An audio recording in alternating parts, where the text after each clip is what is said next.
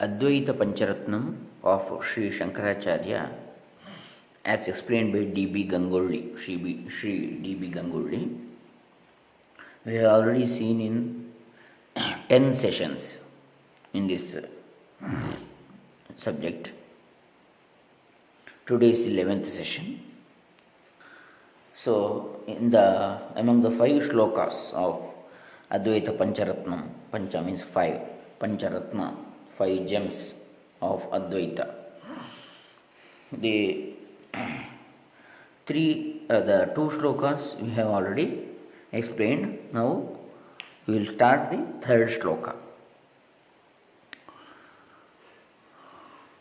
Om Shri Gurubhyo Namaha Harihi Om Shri Ganeshaya Namaha. Dr. Krishnamurti Shastri, Dambe Punacha, Karnataka, India. So, the third point here is dissolution of the delusion about the world. The impediment in our path of intuiting or cognizing the truth that we are verily of the essential non dual nature, Advitiya, of Shiva, is not only our Jivatva. The world that is being perceived by all of us is also a hurdle to be got over for attaining that intuition.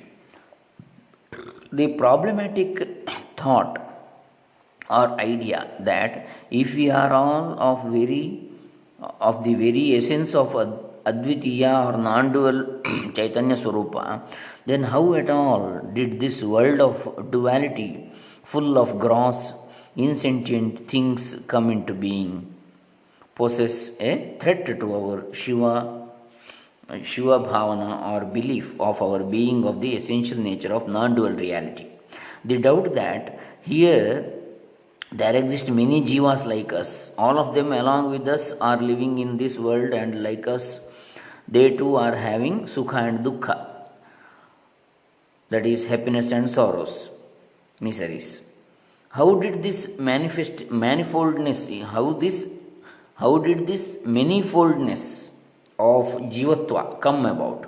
Somehow we can reckon that jiva is Chaitanya Rupa, but how at all can we realize that the gross, inanimate, insentient things in this external world, which are being perceived by the jivas, which are appearing to be desirable and undesirable to them, which are of utility as and that is bhogya,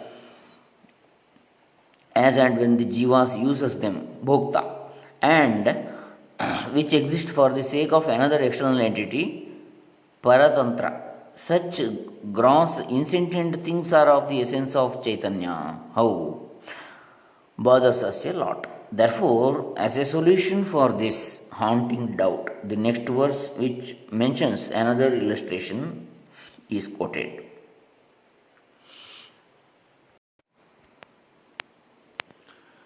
आभातीदं विश्वमात्मन्यसत्यं सत्यज्ञानानन्दरूपे विमोहात् निद्रामोहात् स्वप्नवत्तन्न सत्यं शुद्धः पूर्णो नित्य एकः शिवोऽहम्. आभाति इदं विश्वम् आत्मनि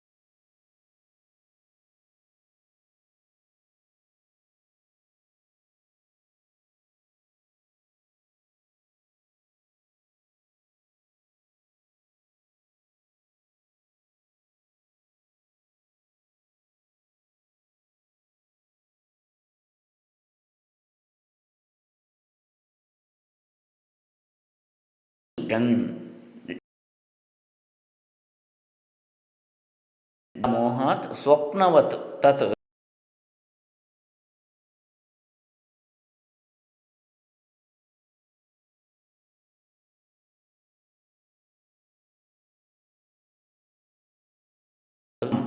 I am pure, non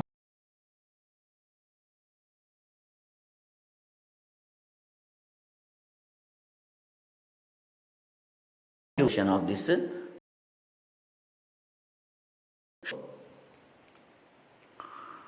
All this unreal world of duality, just as the dream appears because of the attachment for sleep. So, due to the attachment of sleep, how the dream appears, which is actually it is false. In the same way, attachment of this world, due to this attachment, the illusion, it looks like real or truth. That is moha, due to moha, appears because of misconception, delusion. Hmm.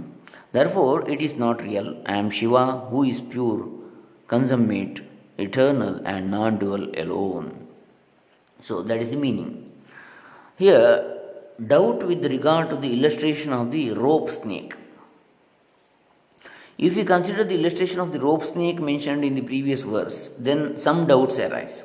As in the illustration, if it is contended that in Ishvara this Jivatma is misconceived, then the following objections arise. Both the rope and the snake are objects which we have seen. Hence when we see in poor light a rope and do not cognize it as a rope, we may be deluded in the manner this is a snake as a result of our having a samskara or latent impression of our earlier cognition of a snake. But if we are actually of Shiva Swarupa, then how at all is it possible for either the latent impression of samsara or samskara or transmigratory life or the delusion that may be produced as a result of that samskara getting stimulated or activated? This is one doubt. Second, in the illustration, first the experience of a real snake accrues. As a result of its samskara, the delusion, bhranti of the snake results. Apart from this, the phenomenon of bhranti is, that is, illusion, is one which accrues only if there exists a real experience. Therefore, if samsaritva is a bhranti, then a real samsaritva should necessarily exist. In the spiritual teaching of Advitiya Chaitanyavada, or the theory of non-dual pure consciousness, how at all can this samsaritva fit in? If it does not, how at all can we believe that samsaritva is a bhranti? That is the second doubt. Third one, the rope and the snake of the illustration are both separate things apart from the seer.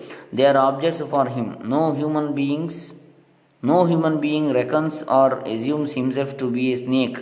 But in the illustrated, you are stating that I am a samsari, purporting to mean that we have reckoned the seer, the subject himself, as the samsari. Therefore, this aspect too did not fit in with the illustration. Fourth doubt: no one ever wrongly believes a rope to be two. No one gets deluded to think that a rope lying in one particular place to exist in another place. No one misconceives in a rope things like a metallic vessel, etc., which are not at all having any resemblance or similarity whatsoever with the form of a rope.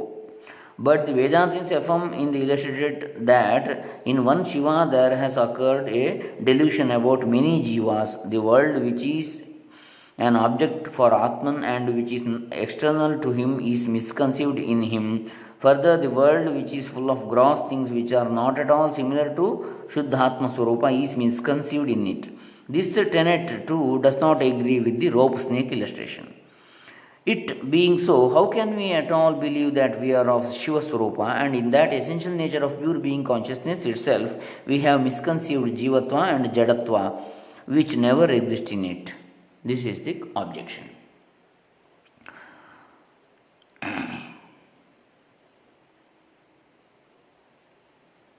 So, how we reply to these objections? All this world of duality is appearing in Atman alone due to misconception. For the objections mentioned above, we will now state solutions one by one.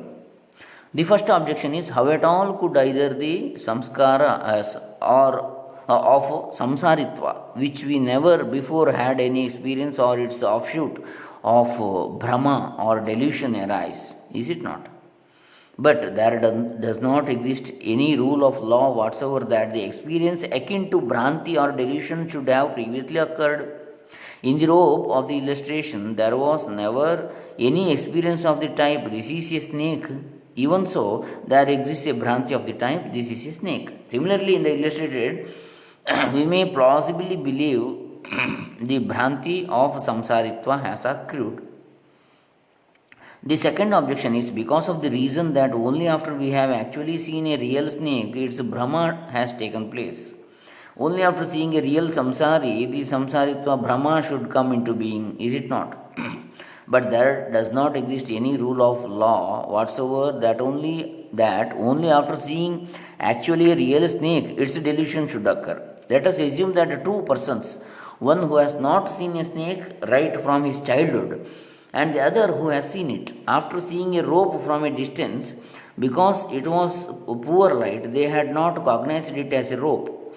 In that event, if the one who has previously seen a snake points out in the manner, look, there is a snake, the other who has never seen a snake before will gain the knowledge that the object, is a snake. Will gain the knowledge by listening to the other person's talk. Although the latter learns from the former, who exclaims in that manner the name snake, the fact that a thing which is not of the form of the rope is misconceived in the rope is common to both. After this incident, the second person, one who had never seen a snake before in his life, because of this samskara of a snake, may misconceive another rope to be a snake alone, is it not? In that case, a real snake, which is the cause for Bhranti, will not be there at all. Just by listening to other person's talk or experience, he also feels like it is true. In the same way, this samsara also, we see other samsaris or other persons who are feeling we are samsaris, and we also feel we are samsaris. What is there in that? The experience of other persons teach us sometimes. So,